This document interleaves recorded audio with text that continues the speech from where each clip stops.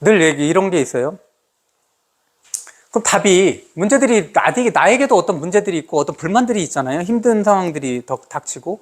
그리고 늘 우리 아이들을 보면 참 못마땅해요. 불만족스럽고. 내가 부모님들이 원하는 것들은 한 100이면 우리 아이는 한 1밖에 못하는 것 같아요. TV나 아니면 옆에만 보더라도, 이 아이는 뭐, 엄마가 공부하라 그러지도 않고 공부를 지가 혼자 잘하고, 그리고, 이 아이는 보니까, 엄마 나 학원은 이런 거 필요해서 학원을 보내줘야 돼. 보내줬으면 좋겠어. 이런 친구들 얘기를 들어요. 그런 얘기가 들리죠. 그러니까 늘 엄친아에 대한 시선들을 여기 엄친아의 시선이 고정되면 우리 아이에 대한 시선들이 왜곡돼요. 사실 보면, 객관적으로 보면 그 아이나 우리 아이나 뭐 그렇게 뭐 크게 차이가 나겠어요. 아이들이 아이들이지.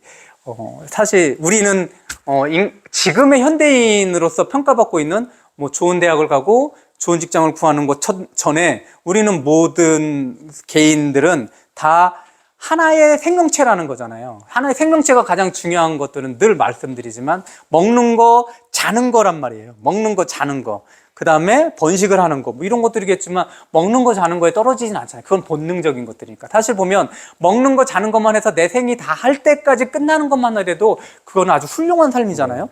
전에 제가 말씀드린 것처럼 그럼 우리 아이들은 그런 식의 그런 기준으로 본다면 우리 아이들이 가지고 있는 정말 장애가 있다든 아니면 일반적인 아이들, 그러니까 일반적인 아이들의 모습으로 살아가는 게 아무 문제가 없는데 그 아이들이 엄친아와 비교됐기 때문에 내가 열이 받고 화가 나는 거지, 그게 아니라면 그게 그냥 훌륭한 거 아닌가? 그 정도면? 살아가는데 문제가 있는 게 아니라 그게 원래 제대로 된 길이 아닌가? 라는 생각을 돌이켜 생각해 볼 수 있다는 거죠.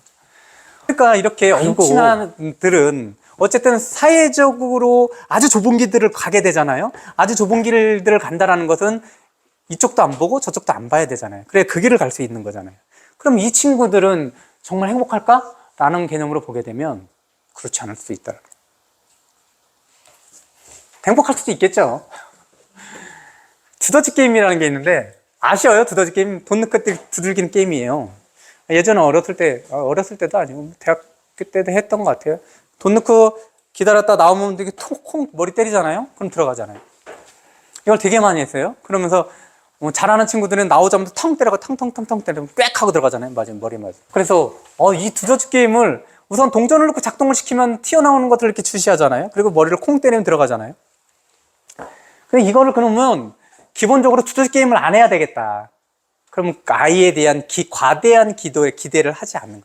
그게 과도한 기대가 사실 보면 그게 우리는 그렇게 살아야지 잘 사는 거야. 아이가 그런 우리가 부모님이 바라는 길대로 가는 게 잘 사는 거야. 라고 확실하게 얘기할 수 있어요? 그렇지 않은 그런 반증들은 너무나 많잖아요. 실제로. 그렇게 길러져가지고 어느 순간에 이런 것들도 되게 많이 나오잖아요. 고등학교까지 1학년까지 전교 1등을 계속 했어요. 이건 실화예요.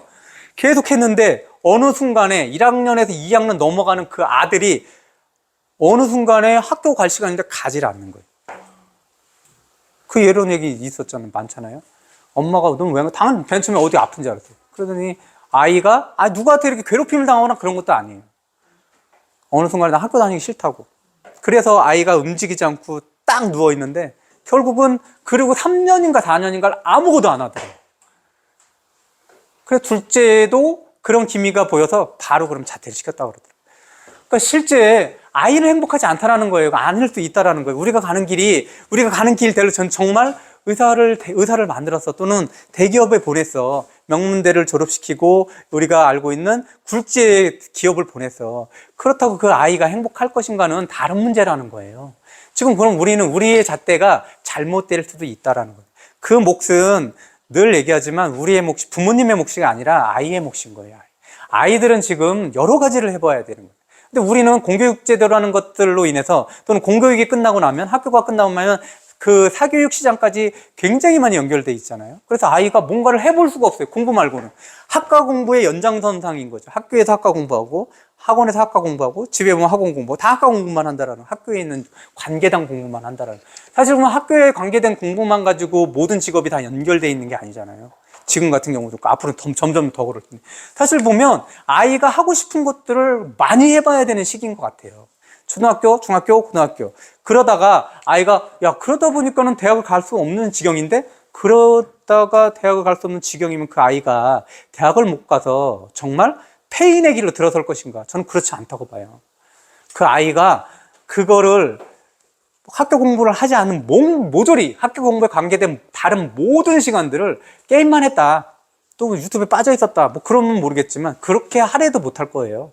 근데 그 아이가 관계에 관심이 있는 뭔가를 뭐 축구를 하든 뭔가 만들기를 하든 뭔가를 조립했다가 다시 만들든 조립했다가 분해를 하든 이런 것들 어떤 것이든 간에 하게 되면 그 친구는 그렇게 공부만 열심히 해서 좋은 대학을 가는 친구 이상으로 뭔가를 만들어낼 거라는 생각이 들어요.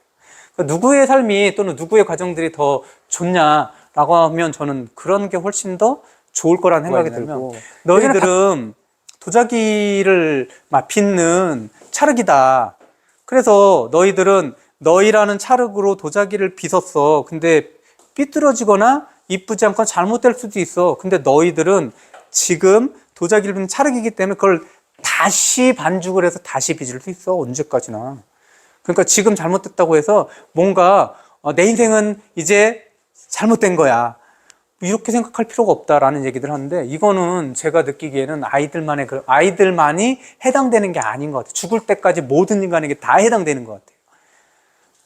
지금 우리는 지금 힘들고 우리가 여태까지 살아왔던 것들이 내가 이런 도자기를 만들려고 했는데 좀 삐뚤어진 도자기네. 내가 생각했던 높은 도자기를 만들고자 했는데 낮은 도자기가 됐네. 그럼 내 인생은 이번 생은 망했네. 이렇게 생각할 필요 없다. 다시 빚으면 된다라는 거죠. 다시 반죽하면. 모든 사람은 죽기 전까지 다 그런 것 같아요. 그러니까 우리들도 어른들도 그렇고 그건 나이가 50이든 60이든 70이든 80이든 죽을 때까지 상관이 없는 똑같은 거예요. 아이들이 나는 공부에 대한 의사가 없고 내가 부모님이 그렇게 얘기하지만 내 마음이 조금이라도 열려 있지 않은 상태에서는 그 자리에 있어봐야 다른 데 있는 거랑 똑같은 거죠. 그러니까 거기 자리에 있으면 더 어떤 것들만 쌓이냐면 분노만 쌓이는 거예요. 왜냐하면 내가 있고 싶지 않은 자리이기 때문에 당연히 그러면 거기에 있는다고 해도 그 선생님이 어떤 얘기를 해도 들리지 않는 거죠. 그럴 바에는 원하는 자리에 갖다 놓으라는 거죠. 수율이 이쪽이 훨씬 더 좋아요. 그러니까 그런 것들을 지지해주면 괜찮을 것 같아요. 무엇을 하든 간에. 그러니까 지지해주고 이 사람들은 똑같아요. 기대해준 만큼 아이는 성장을 해요. 그거는 기대해준 만큼 나를 기대해주니까 내가 더 잘해야지 라는 그런 부응심도 있지만 이게 어떤 거냐면 내가 그 아이를 얘는 잘못된 길을 간다라고 생각하는 것들은 나도 모르게 전해지는 거거든요. 그럼 그 기운을 받는 거예요, 아이는. 그럼 그 기운에 자기도 어느 순간 흥분하게 돼요. 나는 잘못되는 길을 가고 있네. 나는 원래 그런가 보다 라고 수능을 하게 된다는 거죠. 그럼 아이에 대한 느낌을 내가 나부터 바꿔야 되는 거예요. 아이에 대한 바람들도 바꾸고 실제로 그렇게 믿어야 돼요. 아이가 우리 아이가 공부는 별로 좋아하지 않지만 다른 공부들을 좋아하는구나, 다른 걸 하고 싶어 하는구나. 그러면 그쪽에 대해서 열의가 있으면 그쪽의 것들을 자꾸 연결을 시켜주면 아이에 대한 믿음이 생기잖아요. 그럼 그만큼 더 아이는 자기 능력치가 더 커지는 거거든요. 그러니까 모든 게 아이에게 있어요. 문제는 아이에게 있는 게 아니라 내가 기대한 것, 아이에 대한 그런 과대한 기대, 그리고 아이의 과제하고 내 과제를 분리하지 못한 것, 그런 데부터 출발하는 거지. 우리 아이가 게임을 하고 우리 아이가 다른 것을 하는 것들로 인해서 뭔가 문제가 있는 것은 아니다라는 거죠. 내 마음을 바꾸지 않으면 아이는 일도 바뀌지 않는다라는 것들을 가정에서는 늘 지금 그런 것 같아요. 이거는 아이와 부모님의 관계도 그렇지만 부부의 관계도 그렇고 가족의 관계도 그렇고 인간관계도 다 그런 거잖아요. 근데 인간관계는, 사회적 관계는 내가 끊어낼 수 있어요. 안 만나면 되잖아요. 근데 가족은 그렇지 않다라는 거예요. 그래서 제가 계속 집중하는 게, 가족에 되게 집중하는 게, 가족만큼 강한 집단이 없는 거예요. 교육에서도 가족만큼 강한 교육기관이 없는 거예요. 제일 강해요. 어디도 못 따라가요. 그래서 제가 가정에 집중하는 거고 부모님이 그 선봉에 서실 필요가 있다는 거죠. 나중에 그거는 역할이 바뀔 수도 있어요. 아이가 앞에 나설 수도 있는 거고. 그래서 내 안에 스위치를 끄지 않으면 모든 것들은 꺼지지 않는다는 거. 아이에게 문제가 있는 게 아니라 남편에게 문제가 있는 게 아니라 아내에게 문제가 있는 게 아니라 스스로 생각한 것만큼 스스로가 생각하는 그대로 상대방은 나에게 그 모습을 보여주게 돼 있다라는 거예요.